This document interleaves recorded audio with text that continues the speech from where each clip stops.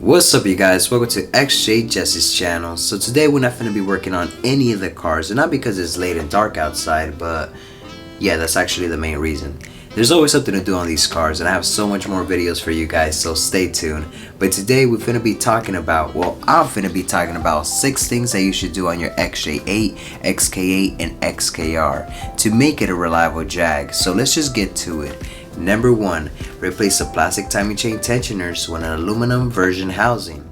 A noticeable engine noise while idling during a cold start can indicate a timing chain tensioner problem. No check engine light will give you a warning, and this can happen as early as 50,000 miles. What happens is that the plastic chain tensioner fails, causing the chain to slip or completely break, causing damage to the valves, destroying the engine, and your Jag in need of a new one, and you in need of a new car. Number 2.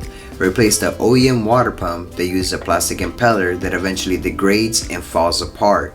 It's recommended to replace the water pump with an aftermarket one with a steel impeller. Replacing the water pump and the serpentine belt is a time-consuming job, but it's fairly easy to do. Number 3. So for the normal inspired engines, the NA models, it's recommended to replace the thermostat housing tower. And guess why? Take a guess, you guys. Go ahead and comment down below. Comment your guess down.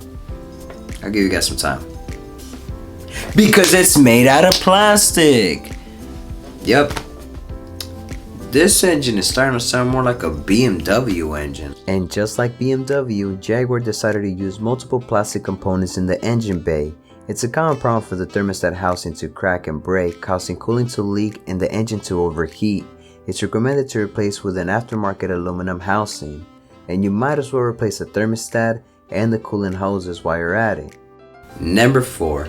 Reflow solder the 2 power lines on the ABS and TCS module. You get a faulty ABS code that won't go away even after replacing the ABS sensors. You should be able to remove the ABS module without disconnecting any of the brake lines. You will slightly bend the brake lines outwards to remove the module.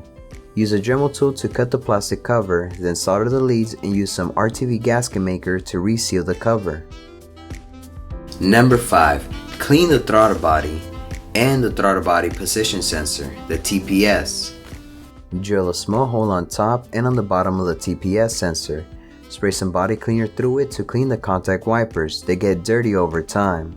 Otherwise, getting a new throttle body can cost you from $1,500 up to $2,500, and at that price, I'd rather just get another Jag. Number 6, you guys, this is the last one. So for the ZF transmissions, you have to replace the pressure regulator plunger with an aftermarket one from Transco. The pressure regulator plunger can be fitted without removing the transmission. However, you will have to drain the fluid, remove the filter, and drop the valve. This prevents pressure fluctuations that can destroy the transmission. Also, change the fluid every 40,000 miles. By the way, BMWs use the same gearbox on the E90s, E60s, and X5s. Alright you guys, if y'all found this video helpful, please select the like button. Thanks for watching, and if you feel like I forgot anything or would like to add to this list, let us know in the comment section down below, because the goal is to keep these Jags running for a long time. Alright, I'll see y'all in the next video. Late.